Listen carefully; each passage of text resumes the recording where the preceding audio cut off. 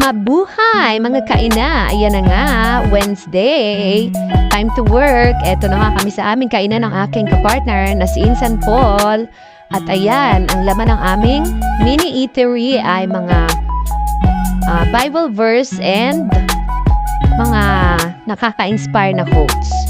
Yan ang mga ma-order sa aming mini kainan. At ayan, may siomai, may chow fan, may adobong pork, and buffalo wings. Ayan, may mga sari-sari din na kung anik-anik na mabibili dito. Yan, ito nakakatuwa to. May estudyanteng kumukuha niyan at binabasa. Kaya, kakatuwa naman. At nang sumapit na nga ang gabi, ayan na, ligpit-ligpit time, linis-linis na, walis-walis na, habang yung kapartner ko naman ay nasa likod at ano na siya, huhugas sa mga pinagkainan ng mga estudyante, mga plato, mga ginamit pagluluto. Ayun, natapos na naman ang aming araw at maraming salamat sa Diyos at napaka-ganda, napaka-smooth ng aming maghapon.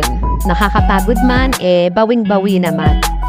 Yun, maraming salamat. Thank you at God bless sa lahat. Uwian na kami yan pagkatapos.